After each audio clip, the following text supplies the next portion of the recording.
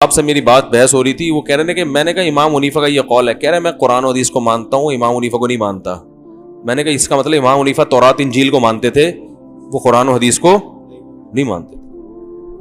تو یہ لیبل ہے مارکیٹ میں, یہ دم نہیں ہے, ان تلوں میں تیل نہیں ہے, سمجھ رہے ہیں؟ اس لیے زیادہ ان سے متاثر ہونے کی ضرورت نہیں ہے. تو خیر,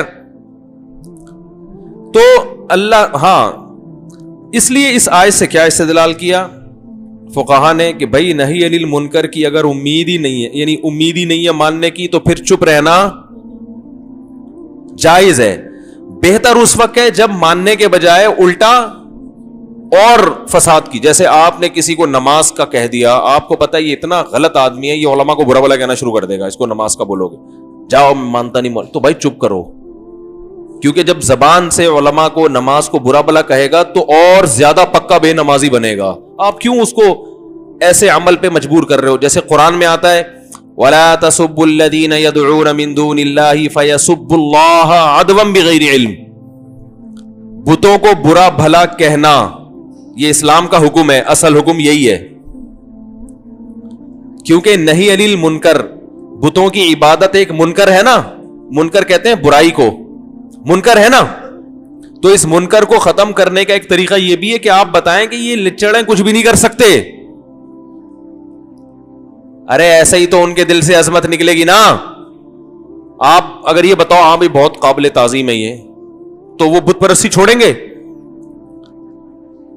تو برائی کو روکنے کے لیے ضروری ہے کہ کوئی بتوں کی عبادت کرتا ہو, آپ اس کے سامنے بولیں کہ یہ بت کسی کام کے نہیں ہے, یہ ایسے ہی ہیں, یہ یوں ہیں, یہ یوں ہیں, برا بھلا کہو ان کو. لیکن قرآن نے کہا ایسے موقع پہ برا بھلا کہنا کہ آپ کو یہ خطرہ ہے کہ یہ آپ کے اللہ کو برا بھلا نہ کہنا شروع کر دے, ایسے موقع پہ بتوں کو برا بھلا کہنے کی اجازت نہیں, کیونکہ فائدے کے بجائے نقصان ہو رہا ہے. حدیث میں آتا ہے کہ بدترین جرم وہ ہے کہ انسان اپنے ماں باپ کو برا بھلا گالیاں دے. صحابہ نے کہا یا رسول اللہ اپنے والدین کو کون کہتا ہے؟ آپ نے فرمایا دوسرے کے والدین کو جو کہتا ہے اس کے نتیجے میں وہ آپ کے والدین کو برا کہے. تو یہ بھی ایسا ہی ہے جیسے آپ خود اپنے والدین کو برا بھلا کہہ رہے ہو. تبھی کہتے ہیں نا عزت دو تاکہ تمہاری عزت, ابے بول لو نا کیا ہو گیا, عزت دو تاکہ تمہاری عزت ہو. تو عزت کروانے کے لیے عزت دینی بھی پڑتی ہے سامنے والے کو. تو اصول یہ ہے کہ برائی. اچھا میں وہ سگریٹ کا قصہ سنا رہا تھا, اب آپ بتاؤ میں ان کو جا کے کہتا, وہ مجھ سے عمر میں بڑے, مرتبے میں بڑے, بھائی بس دیکھ لیا تو دیکھ لیا, میں نے تسلی دے دی, آپ بے فکر رہیں, میں کسی کو نہیں بتاؤں گا. اب آپ کہہ سکتے ہیں آپ نے روکا کیوں نہیں, آپ اتنے بڑے عالم ہیں, مجھے یوں کہنا چاہیے تھا آپ اتنے بڑے عالم ہیں, آپ سگریٹ پیتے. بہت افسوس, بہت افسوس. اس کے دل میں آئے گا بے بھائی تو کیا میرا باپ ہے؟ اور دوسرا یہ سب کو پتا ہے کہ بری چیز ہے, یا تو پتا نہ ہو, مسئلہ معلوم نہ ہو, میں بتاؤں دیکھو کتابوں میں لکھا ہوا بری چیز ہے, ہمیں پتا ہے, ان کو پتا بھی ہے.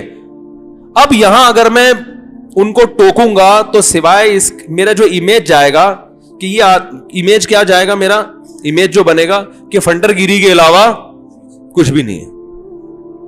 اور یہی ہو رہا ہے دفتروں میں, گھروں میں بھی یہی ہو رہا ہے, دفتروں میں بھی یہی ہو رہا ہے. بے موقع سمجھانا شروع کر دیں گے, ہے بھائی, علماء کو سمجھانا شروع کر دیں گے.